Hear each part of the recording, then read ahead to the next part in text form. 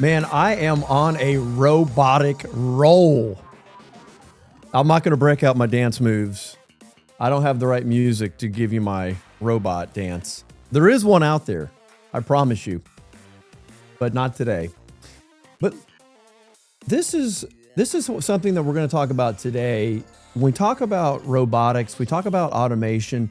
If you're a business owner, you're an entrepreneur, you're probably thinking, okay, I know I need to look at where can I adopt this? Or maybe you want to look at other industries that are using it to figure out how can you adopt it to yours? Will this work for you? There's a saying in investing or in trading, and you've got these trend traders.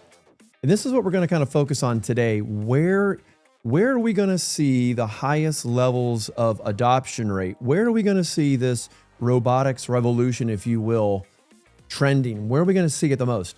And I've got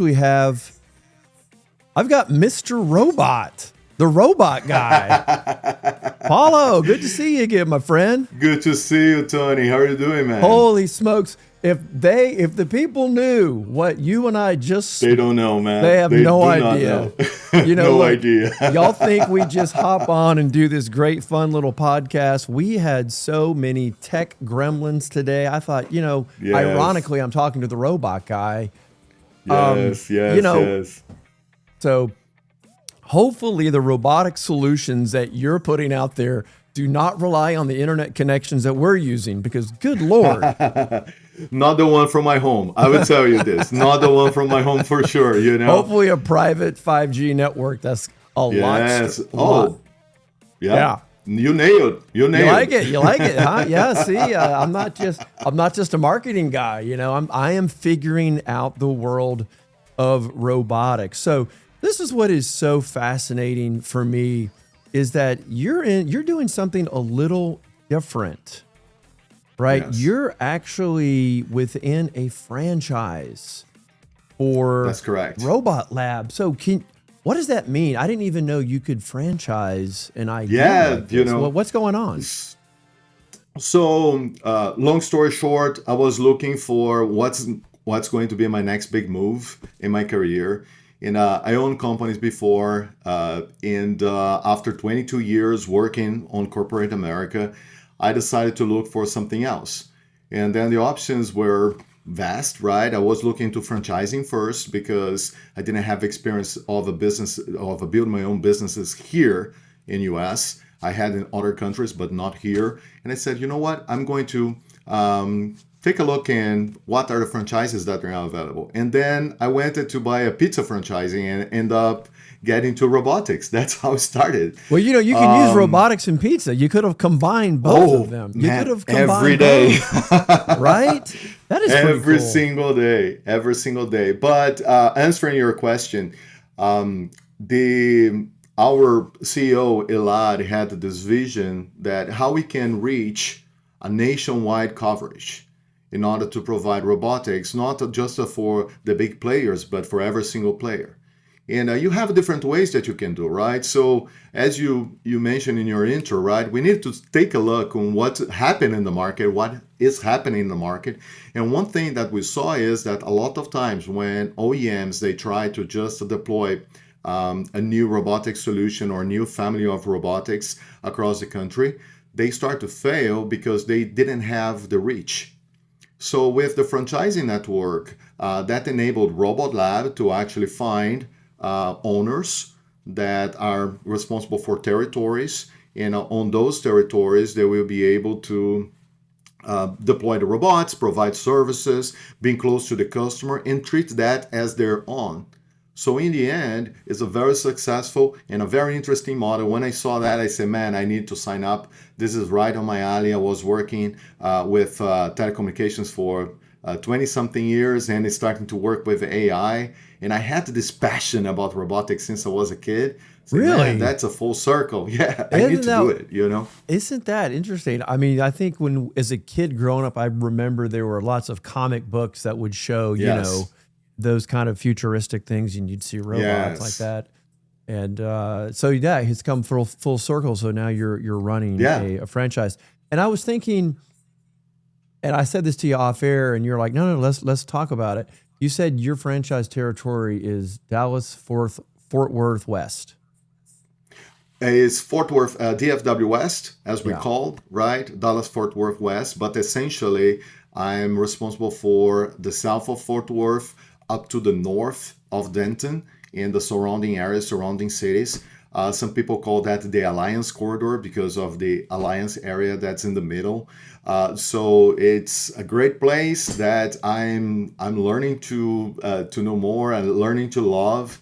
And I'm seeing tons of opportunities in this corridor. Well, you know what? It kind of struck me though when I thought of a franchise. I thought it was going to be a larger territory. Like, Yeah, we could buy larger territories. That was but what are a you finding? possibility. Are you finding though it's the opposite of what I'm thinking? So It's like counterintuitive. it's all about concentration. It's all about concentration. Although I'm not responsible for the whole DFW area, I got a particular scenario, a particular corridor that is full of opportunity related not just with some of the more straightforward businesses that we were looking for when we had establishment of the franchising, like restaurants, like hotels, and things like that. But for example, warehousing. In Fort Worth, we do have this corridor, this massive corridor with warehouses. And over there, there's huge opportunities, right? To deploy not to just a robot to clean your floor, but also to move pallets, to move product, right, from point A to point B. And that really can change the game in terms of making these locations, this fabrication locations, or these just centers of distribution, way more efficient than they are today. Well, that's what I wanted to find out was within this franchise, what are the different solutions that are available? So you just touched on a Excellent. few. So Yes. we're really curious here because you just mentioned where. So let's focus on two to start with. You started with Okay. warehousing, and then you kind of mentioned hospitality. So let's start. Let's go back Yes. to warehousing. Just kind of run us through like what are the solutions that are available right now for a warehouse. So if I start, I would say that the commonality across all the different businesses, all of them, right? It's one thing. People ask me, Paulo, what is your bread and butter? What you do in your daily basis, right? What is your flagship type of robot or solution that normally you talk with your customers? And I always start with everything that is cleaning related. Why? First and foremost, because you probably have a Roomba. I do have a robot like a Roomba, not that brand. And by the way, I do not sell Roombas. So we That's an do Amazon have, purchase. yes, yes. If you want a Roomba, go to Amazon. I prefer another brand called Dreamy, but I'm not sponsored. I do not sell them either. Dreamy. But Gotcha. anyway, so it's very easy to explain the business case when we're talking about cleaning, because most of the people had some kind of contact with that particular scenario, right? Where you want a vacuum that's going to vacuum your carpet. Now, let's put that in a warehouse scenario, right? Normally, you're not going to have a lot of carpet in warehousing, right? So, what we provide? We provide other solutions, normally related with scrubbing, where we are going to push water to a concrete surface, right? We are going to have the squeegees that are going to pretty much let everything dry. And then the vacuum system that's going to pull this water out. So with that, you actually can have cleaning running for you 24/7 if that's your requirement across your entire facility, right? And the good thing about this is it is consistent, right? And what I mean about consistent is, in the end, when we are doing that particular procedure of cleaning, we are following the same path over and over and over. If today there's a pallet in a place that was not yesterday, the robot will identify that and we will skip that area. If a little bit later, when it comes back to the second round of cleaning, it sees that that area is empty, now it's going to clean that area. And if suddenly you will start to see changes on the layout of the plant, even that, some of the robots, they are smart enough to understand, hey, I have an empty space here now. Let's identify what is this and let's clean that as well. So I would say that that's the common scenario across all the industries, the cleaning. Now we can go to moving, right? Produce the products from point A to point B. For example, here in Fort Worth, we work with a company that they produce a particular type of material that they need to ship, right? So they do have the production area. And the problem that we were solving to them was to stop. They had a situation where they had to stop production on the machines that they have in order to get product and move from point A to point B. And they were losing about 12 minutes every time that they had to stop that. So what we did with them, we established a robot that can be called in to grab this production and send it to the shipping area. And with that, that employee that was working on the machinery in order to produce more product, right, didn't have to stop to produce. They didn't have to hire someone to just move things that will not bring a lot of aggregated value to the company. Yeah, But exactly. now they do have a solution that enhance their capabilities of production. So probably they're going to get something between 5 and 10% of a production increase with a bare minimum investment. So, okay, you mentioned investment, and that's one of the areas that I wanted to talk about before we go to the next industry, which is hospitality. Yes. I've seen two models right now. One is a capital expenditure where you actually purchase the robots. Yes. I've seen another Yes. system where people are trying to develop robots as a service, As a where service. you Yes. don't actually own them, you lease them or rent them. It's a monthly and it's Yes. OpEx. It's totally different. So how do you handle that at Robot Lab? All the above. Really? So So you can do yes, both. all the above. All the above. Yes. Okay, So which one do you feel is let me say, how do you figure out which which? one? Yeah. Yes. So I would say this, and I'm not CPA. I cannot give tax Yeah. advice here, There's you but go. but Financial disclaimer at the bottom. This yes, is financial Paulo's disclaimer. opinion. This is my Opinion. opinion only. That's my opinion only. But think about this, right? Section 179, if I'm not wrong, that is part of the big beautiful bill. Helps on smaller businesses to invest on equipment, right, and being able to accelerate depreciation, right? So if you qualify for things like that, that can help you, right, to actually decrease the total investment that you do in the equipment through the Right, accelerated because you can write depreciation, right? off at an accelerated Exactly. schedule the depreciation, which is a write-off. Okay, Exactly. and that would be Exactly. a That's one way. capex. That's a That's a capex capex for your form. Yes. purchasing, and then but Now, then you have ima- then you got the robot as a service too. I like that.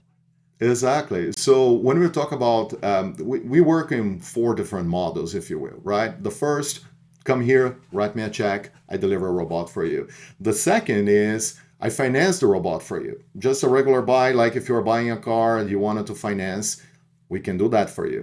The third one is the leasing model, where you never own unless if at the end of the process you decide to buy at the residual cost, and that will vary based on market value of the item after the years of use, right? And the third one is a rent, a pure rent, right? I wanted to rent for 6 months and return it to you.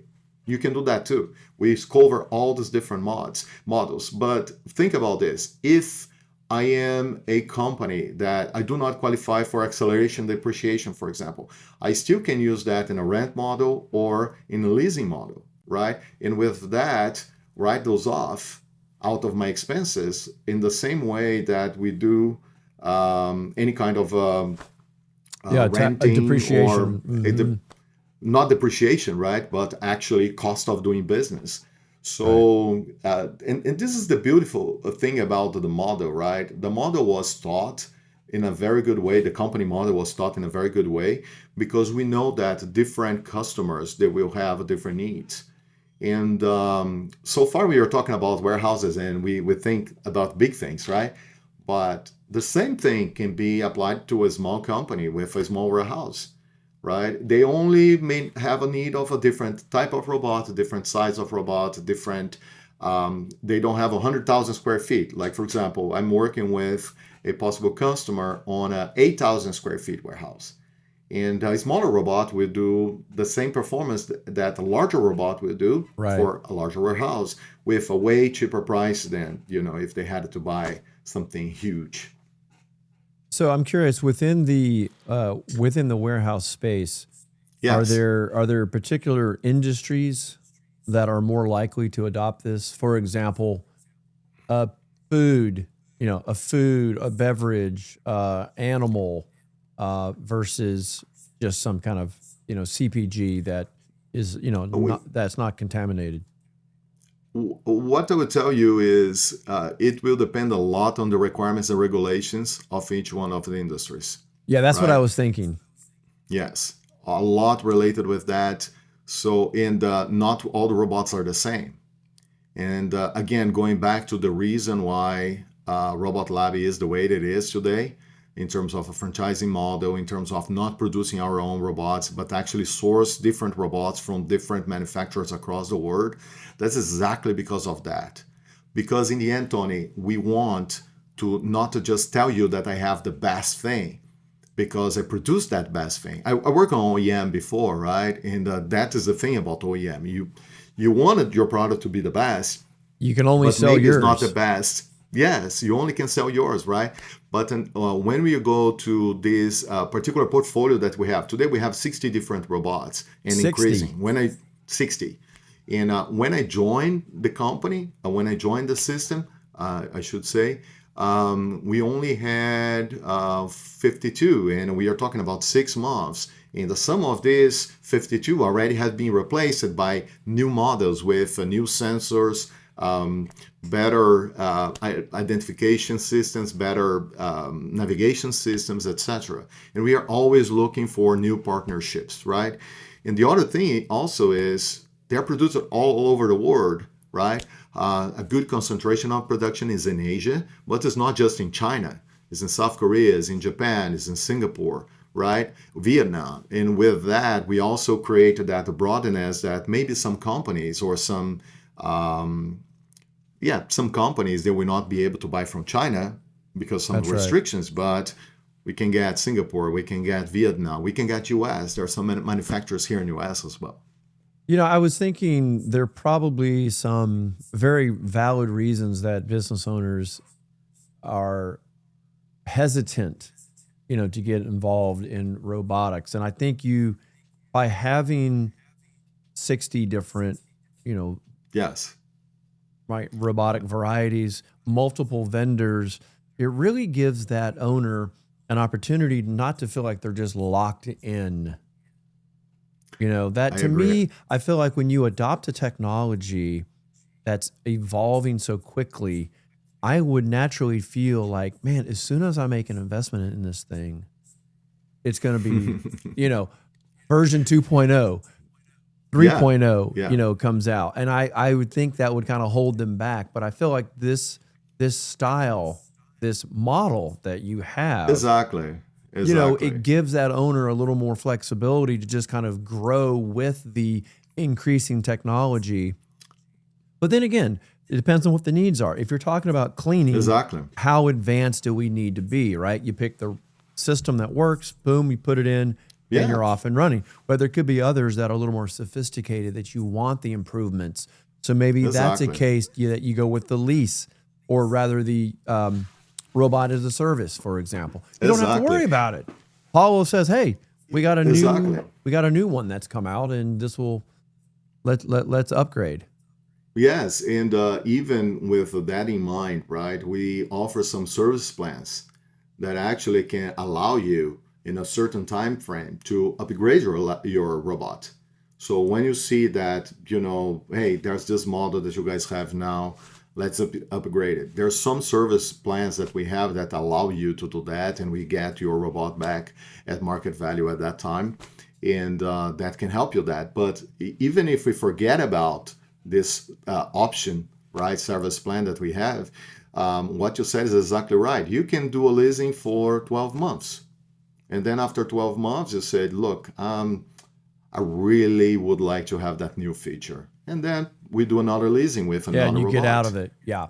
Exactly. I think Uh, that's a smart, to me, that's a smart way to go about uh, just if, getting yourself in. Look, I believe in act, learn, adjust, take action, here we get go. in, use something and see, does it improve? And I don't know how the labor market is there. I can tell you here in Georgia, we have a really, really tough labor market. You know, I'm in staffing, so I see this every day. Okay. Like we won't even take on we don't even take on small clients anymore. Like Hmm. we just go after bigger clients because there's so much time and energy and effort, and then you have the labor shortages. You know, we're better off going after Yes. clients that we can place 100+ people, and it just makes sense in our business model.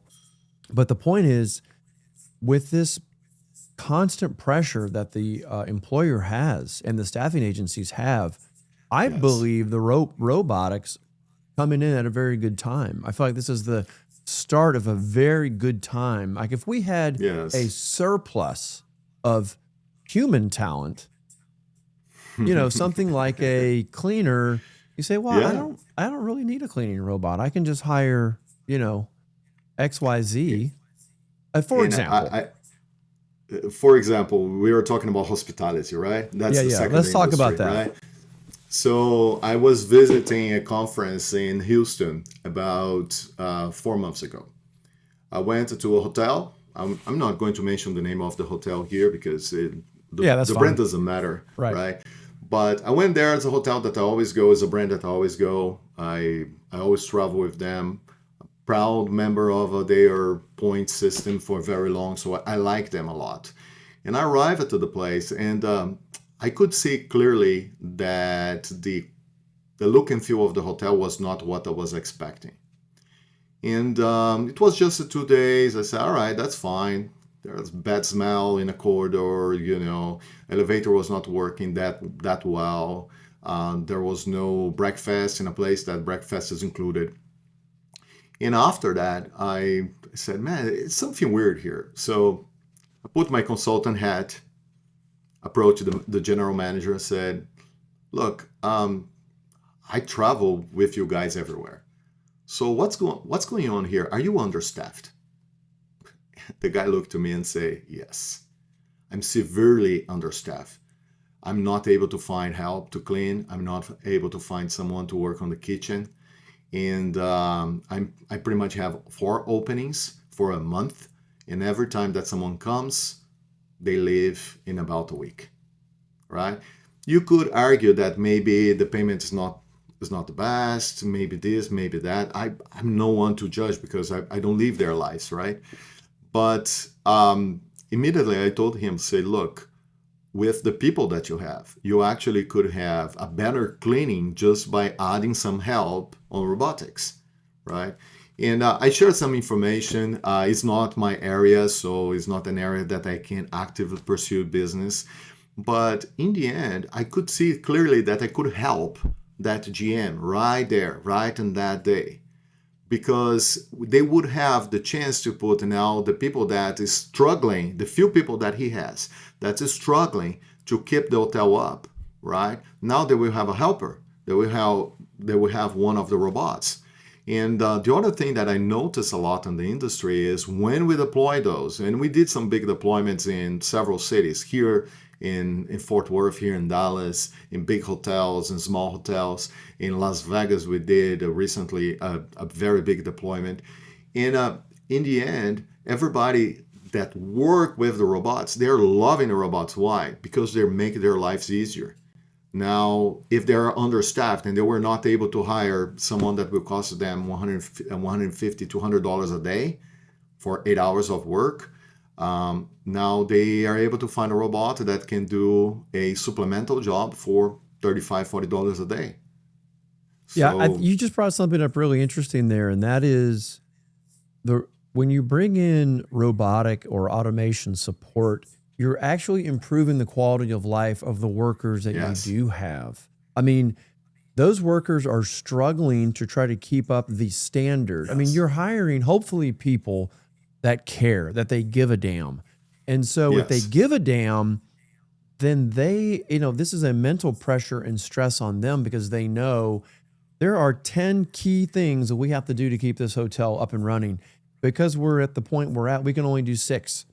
And that is Yeah. stressful because they know it's a problem. Or they try to squeeze in 7, they try to squeeze into 8, and now everyone is suffering because, They got liberated now. yeah, and then there you go. So then the people that you do have there, now they're freed up to do their Yeah. job and do it to the best that they can instead of giving 70% because they got to cover those other areas. So I think Here we that's go. something that maybe is not thought about as much, but that, robotics actually improves the And life. not just that, improve their lives and improves who they serve experience in the end. And that several times pay back. When we go to restaurants, we do have a small restaurant here in Frisco that decide to use robotics in order to bring the food from the expo to the table, right? The waiter, the waitress are still there helping the customer, taking orders, and taking the tray, taking the dishes, serving the dishes, present the dishes, etc. Right? It's a small restaurant, right? They decide to go with 2 robots for that. What's the problem they were solving? They were not solving the problem of getting fancier. They're not going to solve the problem of getting novelty. The problem that they were solving is probably people were having or the drinks empty because at that time the server is trying to find if the food is ready, or the food was getting cold. Now the food arrives at a time that needs to arrive, and the server is there all the time. The waiter, the waitress is there all the time. With that, what happens? Best customer service. Goes With right best up. customer service, the tips are 20% up. You Nobody know was they laid love. off. There you Nobody go. was laid off. That's what they want. So, I think I that's feel it's that, a great business case. I mean, that it's yeah, really a great business case. And I think you've got people who are still not wanting the robotics because they don't think there's any personal interaction, but it's true. you just proved that wrong. You just said, Yeah. look, this is a menial task. The food runner, okay? Now granted, I'm assuming this is like I'm not sure, I don't know what this looks like. Maybe we can find some photos and try to add that in, but Yes, I can send some photos to are you, we some talking official about photos. just it's a cart or something, and then the people, do they take the food off the plate themselves? Kind of do they? No, in the way that this particular restaurant is working, waiter still get the food and serve them, but Ah, the okay, okay, food will come to their table, right? So you still have the human touch. We are not substitute humans on that. We are enhancing the human got it. capabilities. So it's not like the food just shows up and your waiter's off doing something else. The food No, comes out and the waiter goes, "I need to go to that table and serve them." here we go.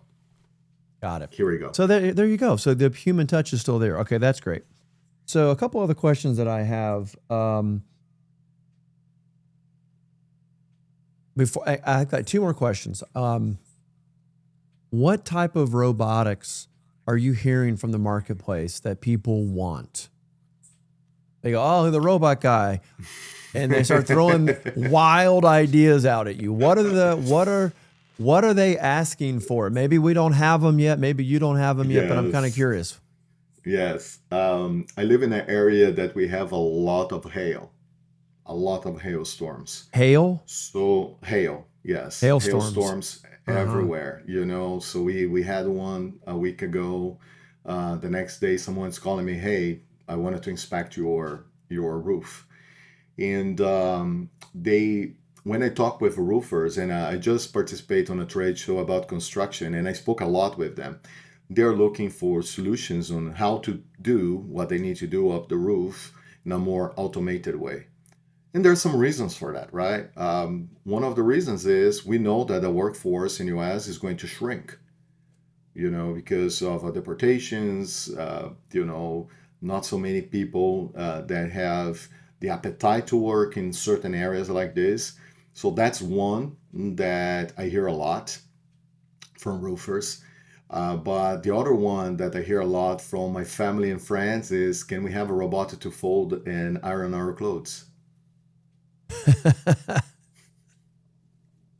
I would love one of those, man, but we don't have those yet. But That's probably, soon. Probably right, soon. right. Yeah. Okay, that's clever. That's clever. All right, so my final question, because Please. we could go into this, I think we could do more of these podcasts. I think it'd be a lot of fun. It'd be kind of fun to kind of see how this, industry Now is. that we master how to connect ourselves, we can Good do as many as you Lord. want. Good Lord. Well, we hope. We think. We hope the final result is that. Yes, that's right. That's right. I want to hear your thoughts on your best guess, the future trends. We talked about it at the Okay. beginning, the trending side of this, the adoption rate and such. Take us ahead a little bit. Where do Okay. you see where do you see this industry? How much adoption rate, or do you think we'll see? Where do you think we'll see it? Help people kind of Okay. forecast a little bit. Just your opinion. I I will give an opinion about a particular type of job that is very heavy, very difficult to do today, that I believe we are going to be doing with robotics pretty soon, with the collaboration between robotics and the humans. That's plumbing. So I just had my heater replaced. What, 3 months ago?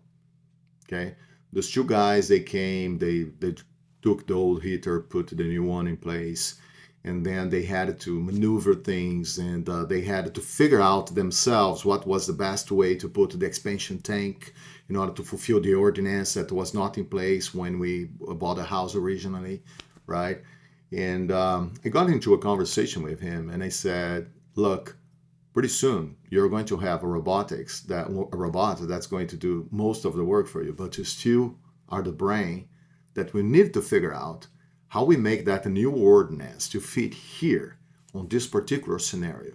So everything that's repetitive, right? The Yeah. welding, the moving the part.